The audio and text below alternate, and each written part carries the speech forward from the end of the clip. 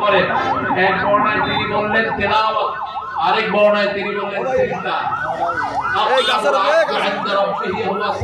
বান্দা যখন সিজদায় যায় আল্লাহর সবচেয়ে নিকটে চলে যায়। ফাকসিরু দুআ, বেশি করে সিজদায় দোয়া করো। সব নবী আলাইহিস সালাম সিজদায় দোয়া করতেন। এইজন্য আযান হলে অন্য কোনো কাজ নয়, 5 ওয়াক্ত নামাজে রাসূল পড়তেন। কুল ইন্না সালাতি পড়েন, কুল ইন্না সালাতি ওয়া নুসুকি ওয়া মাহইয়ায়া ওয়া মামাতি লিল্লাহি রাব্বিল আলামিন। এই একটা পড়তেনই প্রথম রাকাতে। আর পড়তেন ইন্নী ওয়াজ্জাহাতু ওয়াজহিয়া লিল্লাযী ফাতারাস সামাওয়াতি ওয়াল আরদ হানিফান ওয়া মা আনা মিনাল মুশরিকিন। শিরক অবশ্য আমাদের দেশে নাই এখন। হ্যাঁ, শিরক বেশি না কম? শিরক যে করে বুঝেও না, বুঝেও না, মূর্খগুলো বুঝেও না শিরক যে করে। আল্লাহ সব গুনাহ মাফ করবেন, কিন্তু কি মাফ করবেন না? কিছু নমুনা দিয়ে দেই। মান আহলাফা বিগাইরিল্লাহি ফাকাদ আশরাক। যারা আল্লাহ ছাড়া কারো কাছে কারো নামে ওয়াদা করে তারা শিরক করে।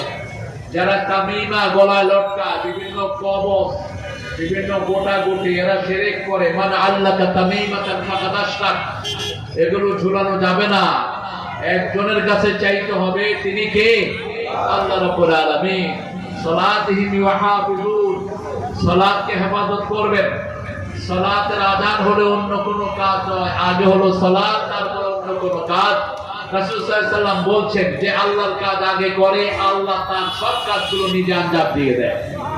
যে আল্লাহর কাজগুলো আগে করে, আল্লাহ সব কাজগুলো আঞ্জাম দিয়ে দেয়। যে ঘর থেকে বের হয় আল্লাহর সন্তুষ্টির জন্য, আল্লাহ তার উপর খুশি হয়ে তাকে সন্তুষ্টির সাথে ঘরে ফিরিয়ে আনেন। আর যে নিজের কাজের জন্য ঘর থেকে বের হয়, আল্লাহ বেইজ্জতির চাদর তার ঘাড়ে দিয়ে অপমানিত, অপদস্থ করে তাকে ফিরিয়ে দেন। এরপরে আল্লাহ বলছেন আমানাতিহিম ওয়া আহদিহিম রাউন। আমানত এবং ওয়াদা রক্ষা করবে। আমানত কি? মানুষের প্রথম আমানত আমার রায়। আমার রায় আমি কাকে দেব, আমার সিদ্ধান্ত আমি কাকে দেব। আমানত। আপনার কাছে আপনার বিবি আমানত, আপনার ছেলে মেয়ে আমানত, আপনার প্রতিবেশী আমানত, আপনার নিকটাত্মীয় আমানত। এই আমানত আপনাকে রক্ষা করতে হবে। আপনি পেট পুরে খেলেন, আপনার প্রতিবেশী হোক হিন্দু, বৌদ্ধ, বেদাবাদী, সে না খেয়ে থাকলে আপনি মুসলমান না, আপনি মুমিন না।